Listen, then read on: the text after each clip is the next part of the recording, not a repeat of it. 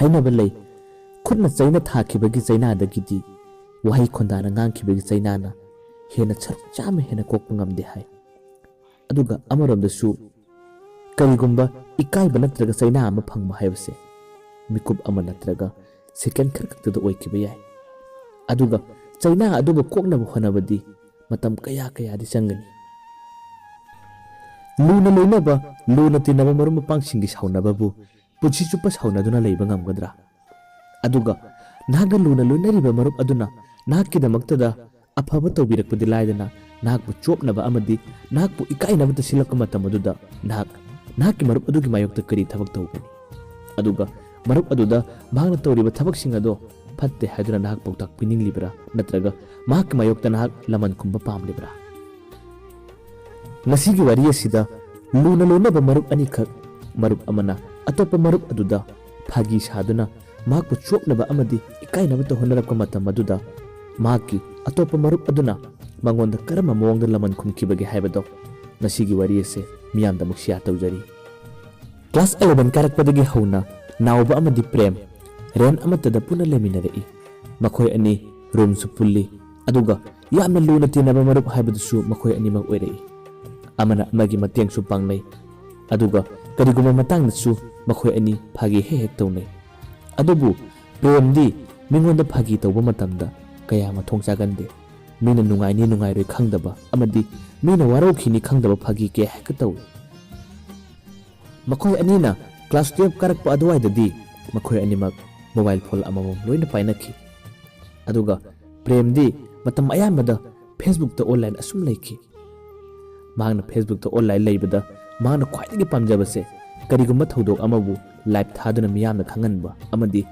mahak luna loinariba mamanaba naubagi asoibado mahangna photo kaplaga facebook ta share tawraga mamanaba mayam nokminaba amadi comment pinabado prem gidi khwaidagi nungaijaba oiramni naubana tumba hogalakpa amadi mahangna irujaba matamda mafi maron kaya komlakku matang aduda premna hekta lumlaga photo kappa amadi video kya coverage tawduna facebook ta share tawduna mamanaba kaya nokminaba amadi mi kaya matang share kya tawnakhibada naubana pau tarakpa amadi mahangna khangba matamda premda adukuma tawdanaba kaya di haikibani adubu premnadi hekta noktholoduna phagini ngehek nungainaba tawribani haiduna naubada hekka themjilli adubu yamna toina naubabu mahangna lumduna maki asoiba matangda hek photo kaptuna amadi video namduna mamanaba kaya da hekta share tawba matamdo nongmadi naubagi thamoida warauba kaya tattana phawba horakki naubana yamna nungaitana premda photo singa do kakthalu phajade nangna phagi oraga su mado miya magda ijat sokpa thabakni haiduna haibadagi premnadi photo singa do kakki adubu mahangna photo singa do kakkhrabasu atopa miyoi kaya dadi save tawkiba amadi matang share tawnakibana hekta yauramba amadi nong phadok nauba thengnaba matamda laknarakpa amadi karemnarakpa phau yaukhrabani adubu yamna luna tinaba marup amana tawba thabak oibana mahak yamna kanna premda warauba amadi saubadi ngamkide adubu premna hanjan kya torakpadadi nongmadi naubado makisu warauba matam haibado lakpa horakki naubana mahaka loinaba amadi mahaka tinajaba nupi singa wari sanabada phauba premna nakandagi wahi wata jugot chadaba amadi akam apet ki wa phauba haijinduna naubu ikai hanba kaya amchu tattana yaurakki ngasidi naubu tasengna premda warauba haibada oirakki naubasu mahaki nungda tattana khanba horakki nakisu nongmadi asoba matang ama lakani dana matam maduda nakisu aina kari tawba ngambagi yengo hadana mahaki thamoida tattana singnaba amadi phauba horakki premna nupi kaya ama koiba amadi nupi kaya sillaga program kaya tawki adubu naubadi nongmata phauba magi maramda karimta hairudabani adubu ngasidi premna mangonda tawrokliba mawang matawsing asiga hairudagadi naubagi thamoidasu premgi asoiba thiba amadi mahakpu miyamangna chobhange amadi ikaihange habagi aningba apamadi naubagi thamoidasu phaurakki ngasidi naubado mahaki thamoinungda leiriba nungaitaba kayado premdadi khangandana mapan thongge nungaiba saduna premna chatpa khongtang khuding lona senaba haurakki amadi premgi asoiba thibana naubagi thabak ama oirakki ꯅꯣꯡꯃꯗꯤ ꯄ꯭ꯔꯦꯝꯅ ꯃꯍꯥꯛꯀ ꯅꯧꯅ ꯈꯪꯅꯕꯅꯤ ꯍꯥꯏꯕ ꯅꯨꯄꯤ ꯑꯃ ꯐꯣꯟꯗ ꯋꯥꯔꯤ ꯁꯥꯟꯅꯕ ꯑꯃꯗꯤ ꯃꯈꯣꯏ ꯑꯅꯤ ꯎꯅꯕꯒꯤ ꯃꯇꯝ ꯀꯌꯥ ꯊꯥꯅꯈꯤꯕꯗꯣ ꯅꯥꯎꯕꯅ ꯇꯥꯈꯤ ꯑꯃꯗꯤ ꯅꯥꯎꯕꯅ ꯈꯟꯈꯤ ꯃꯍꯥꯛꯅ ꯂꯃꯟ ꯈꯨꯝꯅꯤꯡꯕ ꯑꯃꯗꯤ ꯃꯍꯥꯛꯀꯤꯗꯃꯛ ꯆꯣꯞꯍꯟꯅꯕ ꯏꯀꯥꯏꯅꯕ ꯃꯇꯝ ꯑꯗꯣ ꯂꯥꯛꯂꯦ ꯍꯥꯏꯗꯨꯅ ꯅꯥꯎꯕ ꯌꯥꯝꯅ ꯍꯔꯥꯎꯖꯈꯤ꯫ ꯃꯊꯪꯒꯤ ꯅꯨꯃꯤꯠ ꯑꯃꯗ ꯄ꯭ꯔꯦꯝ ꯑꯃꯗꯤ ꯅꯨꯄꯤꯗꯣ ꯃꯇꯝ ꯊꯥꯅꯔꯗꯨꯅ ꯃꯈꯣꯏ ꯑꯅꯤ ꯔꯦꯁꯇꯨꯔꯦꯟꯠ ꯑꯃꯗ ꯎꯅꯈꯤ꯫ ꯅꯥꯎꯕꯁꯨ ꯄ꯭ꯔꯦꯝꯅ ꯆꯠꯈꯤꯕ ꯑꯗꯣ ꯌꯥꯝꯅ ꯂꯥꯞꯅ ꯇꯨꯡ ꯏꯟꯅꯗꯨꯅ ꯃꯈꯣꯏ ꯑꯅꯤꯒꯤ ꯎꯅꯐꯝ ꯑꯗꯨꯗ ꯅꯥꯎꯕꯁꯨ ꯂꯥꯛꯈꯤ꯫ ꯑꯗꯨꯕꯨ ꯃꯍꯥꯛꯅ ꯍꯦꯛ ꯌꯧꯔꯕ ꯃꯤꯀꯨꯞꯇꯗꯤ ꯄ꯭ꯔꯦꯝꯅ ꯎꯅꯔꯤꯕ ꯅꯨꯄꯤ ꯑꯗꯨꯗꯤ ꯂꯩꯁꯥꯕꯤ ꯑꯣꯏꯔꯝꯈꯤꯗꯦ꯫ ꯅꯨꯄꯤ ꯑꯗꯨꯗꯤ ꯃꯧ ꯑꯣꯏꯔꯝꯈꯤ꯫ ꯅꯨꯄꯤ ꯑꯗꯨꯅ ꯃꯧ ꯑꯣꯏꯔꯝꯕꯗꯒꯤ ꯅꯥꯎꯕꯗꯣ ꯃꯍꯥꯛꯅ ꯂꯃꯟ ꯈꯨꯝꯅꯤꯡꯂꯝꯕ ꯑꯃꯗꯤ ꯃꯍꯥꯛꯅ ꯁꯤꯡꯅꯔꯝꯒꯦ ꯈꯜꯂꯝꯕ ꯋꯥꯈꯜ ꯀꯌꯥ ꯇꯞꯅ ꯇꯞꯅ ꯃꯥꯏ ꯑꯣꯜꯂꯛꯈꯤ ꯑꯃꯗꯤ ꯃꯍꯥꯛ ꯅꯨꯡꯉꯥꯏꯇꯕ ꯑꯃꯗꯤ ꯐꯥꯎꯕ ꯍꯧꯔꯛꯈꯤ꯫ ꯃꯤꯅꯠ 15 ꯀꯨꯟꯂꯣꯝꯗꯤ ꯍꯧꯖꯤꯟꯈ꯭ꯔꯦ ꯑꯗꯨꯕꯨ ꯃꯈꯣꯏ ꯑꯅꯤꯗꯤ ꯊꯣꯔꯛꯄ ꯀꯧꯕꯗꯤ ꯂꯩꯈꯤꯗꯦ꯫ ꯑꯗꯨꯕꯨ ꯏꯈꯪ ꯈꯪꯍꯧꯗꯅ ꯔꯦꯁꯇꯨꯔꯦꯟꯠ ꯗ꯭ꯔꯥꯏꯚ ꯆꯠꯊꯕ ꯅꯨꯄꯤ ꯀꯥꯡꯂꯨꯞ ꯑꯃꯁꯨ ꯃꯐꯝ ꯑꯗꯨꯗ ꯈꯨꯗꯛꯇ ꯊꯣꯝꯖꯤꯜꯂꯛꯈꯤ꯫ ꯃꯈꯣꯏꯒꯤ ꯔꯦꯁꯇꯨꯔꯦꯟꯠꯒꯤ ꯃꯄꯨ ꯑꯗꯨꯅ ꯃꯅꯨꯡꯗ ꯐꯝꯂꯤꯕ ꯃꯤꯑꯣꯏꯁꯤꯡ ꯑꯗꯨꯗ ꯔꯦꯁꯇꯨꯔꯦꯟꯠ ꯗ꯭ꯔꯥꯏꯚ ꯆꯠꯊꯕ ꯃꯤꯑꯣꯏꯁꯤꯡ ꯂꯥꯛꯂꯦ ꯍꯥꯏꯗꯨꯅ ꯄꯥꯎ ꯀꯌꯥ ꯇꯝꯈꯤꯕꯅꯤ꯫ ꯑꯗꯨꯕꯨ ꯃꯅꯨꯡꯗ ꯂꯩꯕ ꯃꯤꯑꯣꯏꯁꯤꯡ ꯑꯗꯨꯗꯤ ꯀꯗꯣꯝꯗ ꯊꯣꯛꯀꯅꯤ? ꯃꯈꯣꯏ ꯍꯧꯖꯤꯛ ꯐꯥꯈꯤꯕ ꯇꯥꯕꯅꯤ꯫ ꯑꯗꯨꯕꯨ ꯃꯤꯀꯨꯞ ꯑꯁꯤꯗꯗꯤ ꯅꯥꯎꯕꯅ ꯄ꯭ꯔꯦꯝꯕꯨ ꯐꯅ ꯋꯥꯔꯧꯕ ꯁꯥꯎꯅꯤꯡꯕ ꯇꯥꯔꯕꯁꯨ ꯃꯍꯥꯛ ꯄ꯭ꯔꯦꯝꯒꯤ ꯄꯨꯟꯁꯤꯕꯨ ꯀꯟꯕ ꯄꯥꯝꯂꯛꯈꯤ ꯑꯃꯗꯤ ꯃꯍꯥꯛ ꯀꯩꯗꯧꯁꯤꯒꯦ ꯍꯥꯏꯗꯨꯅ ꯃꯤꯀꯨꯞ ꯑꯗꯨꯗ ꯈꯟꯕ ꯍꯧꯔꯛꯈꯤ꯫ ꯈꯨꯗꯛꯇ ꯃꯍꯥꯛꯅ ꯄꯔꯛꯂꯤꯕ ꯑꯦꯛꯇꯤꯚꯥ ꯑꯗꯣ ꯁ꯭ꯇꯥꯔꯠ ꯇꯧꯔꯛꯈꯤ ꯑꯃꯗꯤ ꯔꯦꯁꯇꯨꯔꯦꯟꯠ ꯗ꯭ꯔꯥꯏꯚ ꯆꯠꯊꯕ ꯂꯥꯛꯂꯤꯕ ꯃꯤꯑꯣꯏꯁꯤꯡ ꯑꯗꯨꯒꯤ ꯃꯅꯥꯛꯇ ꯒꯥꯔꯤ ꯑꯗꯣ ꯀꯟꯅ ꯊꯧꯖꯤꯜꯂꯛꯇꯨꯅ ꯃꯁꯥ ꯃꯇꯣꯝꯇ ꯁꯤꯠꯆꯔꯗꯨꯅ ꯑꯦꯛꯁꯤꯗꯦꯟꯠ ꯊꯣꯛꯆꯔꯝꯃꯤ꯫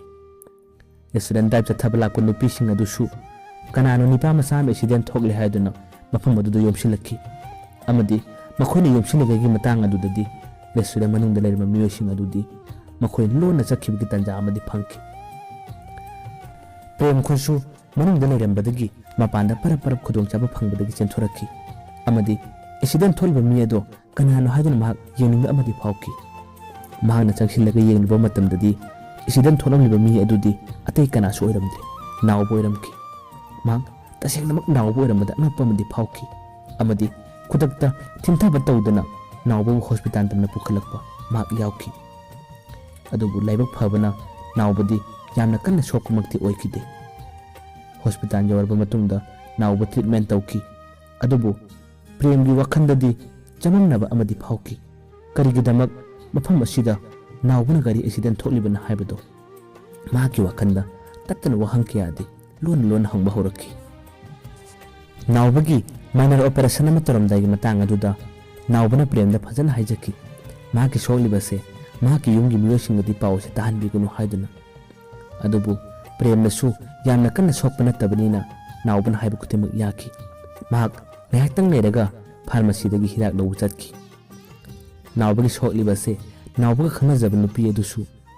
ꯅꯥꯎꯕꯒ ꯋꯥꯔꯤ ꯁꯥꯟꯅꯕꯗꯒꯤ ꯄꯥꯎ ꯇꯥꯈꯤ꯫ ꯃꯍꯥꯛ ꯈꯨꯗꯛꯇ ꯍꯣꯁꯄꯤꯇꯥꯜ ꯇꯝꯅ ꯂꯥꯛꯈꯤ ꯑꯃꯗꯤ ꯃꯇꯧ ꯀꯔꯝꯅ ꯊꯣꯛꯂꯤꯕ ꯑꯦꯛꯁꯤꯗꯦꯟꯠꯅꯣ ꯍꯥꯏꯗꯨꯅ ꯍꯪꯕ ꯃꯇꯝꯗ ꯅꯥꯎꯕꯅ ꯊꯣꯛꯈꯤꯕ ꯋꯥꯔꯤ ꯈꯨꯗꯤꯡꯃꯛꯇꯣ ꯃꯍꯥꯛꯀ ꯈꯪꯅꯖꯕ ꯅꯨꯄꯤ ꯑꯗꯨꯗ ꯂꯤꯈꯤ꯫ ꯋꯥꯔꯤ ꯑꯗꯨ ꯇꯥꯕ ꯃꯇꯝꯗ ꯃꯍꯥꯛꯀꯤ ꯈꯪꯅꯖꯕ ꯅꯨꯄꯤ ꯑꯗꯣ ꯃꯃꯤꯠꯇꯒꯤ ꯃꯄꯤ ꯁꯤꯟꯊꯅ ꯀꯞꯈꯤꯕꯅꯤ ꯑꯃꯗꯤ ꯃꯍꯥꯛ ꯌꯥꯝꯅ ꯋꯥꯔꯧꯅ ꯅꯥꯎꯕꯗ ꯆꯩꯕ ꯍꯧꯔꯛꯈꯤꯕꯅꯤ꯫ ꯅꯨꯄꯤ ꯑꯗꯨꯅ ꯀꯞꯂꯒ ꯅꯥꯎꯕꯗ ꯍꯥꯏꯖꯔꯛꯈꯤ, ꯀꯔꯤꯒꯤꯅꯣ ꯅꯍꯥꯛꯅ ꯑꯗꯨꯛ ꯄꯨꯛꯆꯦꯜ ꯆꯥꯎꯕ ꯁꯥꯔꯤꯕ? ꯅꯍꯥꯛ ꯅꯪꯒꯤ ꯄꯨꯟꯁꯤꯕꯨ ꯀꯔꯤꯃꯠꯇ ꯄꯥꯝꯃꯨꯗꯕ꯭ꯔꯥ? ꯅꯪꯅꯗꯤ ꯂꯨꯅ ꯈꯟꯖꯔꯤꯕ ꯅꯪꯅ ꯅꯨꯡꯁꯤꯖꯔꯤꯕ ꯃꯔꯨꯞ ꯑꯁꯤꯅꯗꯤ ꯅꯪꯕꯨ ꯈꯣꯡꯊꯥꯡ ꯈꯨꯗꯤꯡ ꯆꯣꯞꯅꯕ ꯑꯃꯗꯤ ꯏꯀꯥꯏꯅꯕꯇ ꯁꯤꯜꯂꯤꯕꯁꯤꯗ ꯅꯪꯅ ꯅꯪꯒꯤ ꯊꯋꯥꯏ ꯐꯥꯎꯕ ꯄꯥꯝꯃꯨꯗꯕ ꯃꯈꯩ ꯔꯦꯁꯇꯨꯔꯦꯟꯠ ꯃꯃꯥꯡ ꯑꯗꯨꯗ ꯊꯣꯛꯍꯜꯂꯤꯕ ꯑꯦꯛꯁꯤꯗꯦꯟꯠ ꯑꯗꯨ ꯀꯔꯤꯅꯣ? ꯃꯍꯥꯛꯇꯤ ꯃꯐꯝ ꯑꯗꯨꯗ ꯃꯩꯔꯥ ꯄꯥꯏꯕꯤꯁꯤꯡꯅ ꯐꯥꯗꯨꯅ ꯋꯥꯔꯧ ꯑꯇꯦꯝꯕ ꯑꯃꯗꯤ ꯄꯦꯅꯥ ꯀꯠꯈꯤꯕꯗꯨꯅ ꯃꯍꯥꯛꯀꯤ ꯆꯞ ꯆꯥꯕ ꯗꯟꯗꯤ ꯑꯣꯏꯒꯗꯧꯔꯤꯕꯅꯤ꯫ ꯅꯍꯥꯛꯅ ꯉꯁꯤ ꯇꯧꯔꯤꯕ ꯃꯑꯣꯡ ꯑꯁꯦ ꯑꯩ ꯌꯥꯝꯅ ꯄꯦꯟꯗꯦ ꯍꯥꯏꯗꯨꯅ ꯅꯨꯄꯤ ꯑꯗꯨꯅ ꯅꯥꯎꯕꯒꯤ ꯃꯅꯥꯛꯇ ꯍꯤꯛꯅ ꯀꯞꯇꯨꯅ ꯂꯩꯔꯝꯃꯤ꯫ ꯅꯥꯎꯕꯅ ꯏꯪꯅ ꯇꯞꯅ ꯅꯣꯡꯉꯥꯟꯗꯥꯟ ꯍꯥꯏꯔꯛꯈꯤ, ꯑꯩꯍꯥꯛ ꯐꯅ ꯁꯥꯎꯅꯤꯡꯕ ꯂꯩ꯫ ꯑꯩ ꯃꯉꯣꯟꯗ ꯂꯃꯟ ꯈꯨꯝꯅꯤꯡꯕ ꯑꯃꯗꯤ ꯃꯍꯥꯛꯄꯨ ꯆꯣꯞꯍꯟꯒꯦ ꯍꯥꯏꯗꯨꯅ ꯑꯩꯒꯤ ꯋꯥꯈꯜꯗꯁꯨ ꯈꯜꯂꯛꯈꯤ꯫ ꯑꯗꯨꯕꯨ ꯂꯨꯔꯕ ꯇꯥꯟꯐꯝ ꯑꯃꯗ ꯃꯍꯥꯛꯅ ꯃꯤꯌꯥꯝ ꯃꯃꯥꯡꯗ ꯏꯀꯥꯏ ꯐꯤꯔꯨꯛ ꯈꯨꯝꯒꯗꯕ ꯑꯃꯗꯤ ꯃꯤꯌꯥꯝ ꯃꯃꯥꯡꯗ ꯃꯍꯥꯛꯀꯤ ꯄꯨꯟꯁꯤ ꯃꯥꯡꯒꯗꯕ ꯊꯕꯛ ꯑꯗꯨꯗꯗꯤ ꯑꯩꯅ ꯃꯥꯕꯨ ꯀꯩꯗꯧꯅꯨꯡꯗ ꯌꯦꯡꯗꯨꯅ ꯂꯩꯕ ꯉꯝꯂꯣꯏ꯫ ꯃꯍꯥꯛ ꯑꯩꯒꯤ ꯄꯤꯁꯛ ꯄꯤꯛꯂꯤꯉꯩꯗ ꯂꯣꯏꯅꯔꯛꯄ ꯑꯁꯦꯡꯕ ꯃꯔꯨꯞꯅꯤ꯫ ꯃꯍꯥꯛꯅ ꯑꯋꯥꯕ ꯇꯥꯕ ꯃꯇꯝꯗꯣ ꯑꯩ ꯌꯦꯡꯗꯨꯅ ꯂꯩꯕ ꯉꯝꯂꯣꯏ꯫ ꯑꯩ ꯃꯥꯒꯤ ꯃꯃꯥꯡ ꯊꯥꯗꯨꯅ ꯁꯤꯕ ꯐꯥꯎꯕ ꯉꯝꯒꯅꯤ꯫ ꯋꯥꯔꯤ ꯑꯁꯤ ꯍꯥꯏꯕꯗ ꯅꯥꯎꯕꯒ ꯈꯪꯅꯔꯤꯕ ꯅꯨꯄꯤ ꯑꯗꯣ ꯑꯃꯨꯛꯀ ꯍꯦꯟꯅ ꯀꯟꯅ ꯀꯞꯂꯝꯃꯤ꯫ Matau asumna makhoi anina sanariba warising ado premna hawbadagi loiba phawba loina lumduna taduna leirami. Prem do mathanta ningamdaba amadi ikaijaba kaya tattana phawrakhi. Mahagna mamang thakta nawbaba chopnaba amadi ikainaba phagi saduna kaya tawkhiba amadi ngasi nawbana tholiba isidela se mahakpu kannaba honabadini habado mathanta khanjarakku matanda prem do phaglang marum amada mathanta hikna kappa horakhi amadi ningamdaba kaya masara tattana phawba horakhi. Asumna mamang thakta nungaitaba thodok kya thokragasu marup amagi yamna luba yamna awaba punsi mangmagi phibam phawba laklaba matamda mamang thakta thodok kaya ama thoki haidunasu marup adubu hundokladuna noktuna yengba ngamba mi adudi nahaki asengba marup natte. Marup haibasidi marup amana warba matamda marup amana nahakkidamakta mang thaduna chongsinba ngambado adubu asengba marup haibani. Saunaba nungaitaba haibasidi marup mapija khudimak loina leinaramba yai adubu aigidamak aruba phibam natraga karigumba khudongchadaba ama lakpa matamda aigi yumgi ima pabung hek mathangda aigi marup haibasina khwaidagi maru oibani. Aduna aisu ngasi thiri